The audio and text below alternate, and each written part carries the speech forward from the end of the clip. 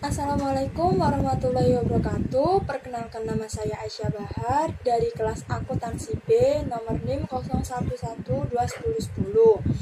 Untuk memenuhi nilai UAS mata kuliah seminar ekonomi yang dibimbing oleh Bapak Dr. Agus Sukoco, saya akan mempresentasikan mengenai penganggaran modal. Sebelum itu, materi-materi yang akan saya sampaikan pada kali ini adalah mengenai pengertian dari penganggaran modal, manfaat dari penganggaran modal, metode yang digunakan dalam penganggaran modal, dan contoh kasusnya yang ada pada penganggaran modal itu. Pertama-tama, saya akan membahas mengenai pengertian dari penganggaran modal. Penganggaran modal atau bisa disebut dengan capital budgeting adalah anggaran jangka panjang atau anggaran strategis, tetapi anggaran jangka panjang tidak selalu berupa anggaran modal. Capital budgeting sendiri menunjuk pada keseluruhan proses pengumpulan, penyesuaian, penyeleksian, dan penentuan alternatif penanaman modal yang akan memberikan penghasilan bagi perusahaan untuk jangka waktu yang lebih dari setahun. Yang kedua, saya akan membahas mengenai manfaat dari penganggaran modal atau capital budgeting. Yang pertama, menunjukkan faktor risiko proyek atau investasi. Dalam proses penganggaran modal divisi keuangan wajib meneliti risiko-risiko apa yang berpotensi terjadi jika proyek akan dimulai. Daftar risiko tersebut kemudian wajib ditimbang dan dicari solusinya. Jika ternyata risikonya terlalu besar, maka pihak penanggung jawab proyek wajib mengajukan rencana solusi sebelum proyek ini disetujui. Dan yang kedua adalah menentukan jenis proyek yang dapat dilakukan.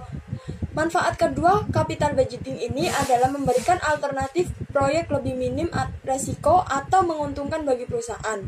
Siapapun dapat mengajukan rencana proyek guna melewati proses capital budgeting. Akan tetapi, perusahaan berhak menentukan rencana mana yang lebih baik didanai. Yang ketiga adalah membantu perusahaan dalam membuat rencana jangka panjang. Dalam proses penganggaran modal, divisi keuangan umumnya dapat membuat beberapa opsi pelaksanaan proyek sekaligus, mulai dari jangka pendek hingga jangka panjang. Sebelum menyetujui pendanaan sebuah proyek, umumnya divisi keuangan akan memprediksi terlebih dahulu kebutuhan keuangan dalam jangka minimal waktu 1 tahun. Dan yang keempat adalah menunjukkan sisi keuntungan proyek kepada investor. Bagi perusahaan yang pendanaannya dari investor, capital budgeting ini adalah proses yang menguntungkan bagi mereka. Selain bukti profesionalitas perusahaan, capital budgeting juga dapat menunjukkan sisi profitabilitas sebuah proyek berdasarkan data terpercaya. Pembahasan ketiga yang akan saya bahas kali ini adalah mengenai metode penganggaran modal. Metode penganggaran modal ada 5 macam. Pertama, Average Rate of Return atau ARR. Metode ini menghitung rata-rata pendapatan per tahunnya. Metode ini juga mirip dengan metode IRR. Yang kedua adalah Payback Period atau PP. Metode ini berdasarkan waktu pengembalian pendanaan.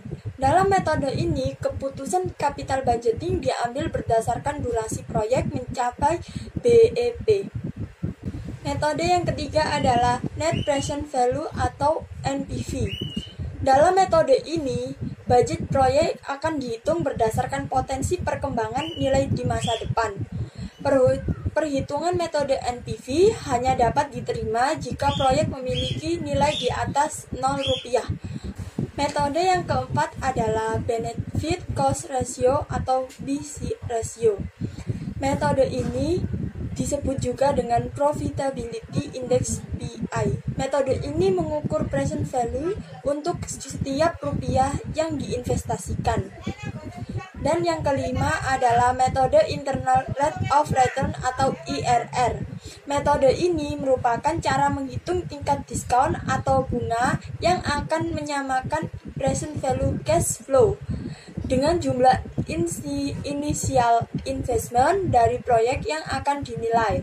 perhitungan IRR ini harus dilakukan secara trial and error, sampai pada akhirnya diperoleh tingkat diskon yang menyebabkan NPV sama dengan 0. Yang keempat, saya akan menjelaskan mengenai contoh studi kasus tentang penganggaran modal. Yang pertama, studi kasus untuk metode Net Present Value atau NPV. Contoh studi kasusnya adalah PT Sinar Jaya berniat memberikan pendanaan sebesar 2 miliar pada salah satu proyek perusahaannya, yaitu proyek A atau proyek B. Proyek A sendiri menghasilkan cash flow sebesar 100 juta per tahunnya selama 20 tahun dengan diskon rate 10%. Sedangkan proyek B menghasilkan cash flow 90 juta selama 30 tahun dengan diskon rate 10%.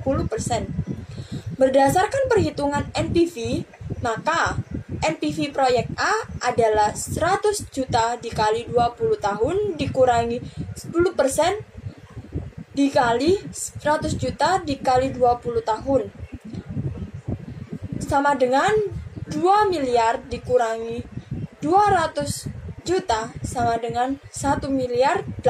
Sedangkan NPV proyek B adalah 90 juta dikali 30 tahun dikurangi 10% dikali 90 juta dikali 30 sama dengan 2 miliar 700 ribu dikurangi 270 juta. Hasilnya adalah 2 miliar 430 juta. Dengan demikian, maka proyek yang berhak mendapatkan pendanaan adalah proyek B, karena NPV yang dihasilkan oleh proyek B lebih besar daripada yang dihasilkan oleh proyek A. Contoh studi kasus yang kedua menggunakan metode Internal Rate of Return atau IRR. Contoh studi kasusnya adalah proyek A dihitung dapat menghasilkan profit sebesar 35% dari pendanaan 10 tahun. Sedangkan proyek B menghasilkan profit 25% dari pendanaan 5 tahun.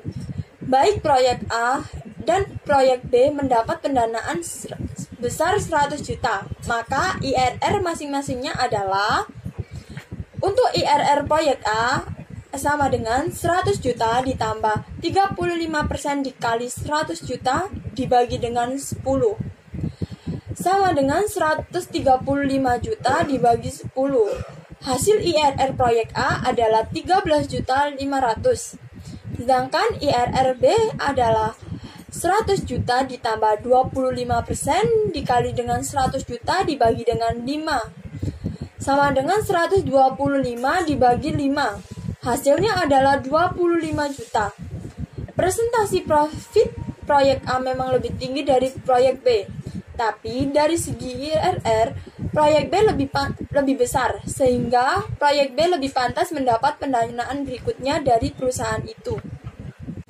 Dan contoh studi kasus selanjutnya menggunakan metode payback period atau PP.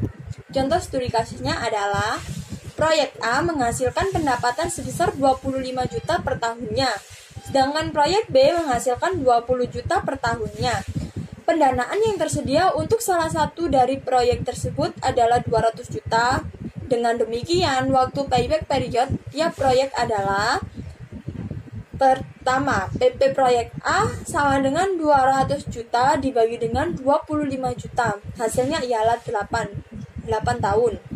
Sedangkan PP proyek B adalah 200 juta dibagi dengan 20 juta. Hasilnya adalah 10 tahun. Dengan demikian, jika menggunakan metode capital budgeting payback period, yang berhak mendapatkan pendanaan adalah proyek A, karena durasi pengembaliannya lebih pendek daripada proyek B. Sekian presentasi dari saya. Bila ada kata atau salah, mohon dimaafkan. Wassalamualaikum warahmatullahi wabarakatuh. Terima kasih.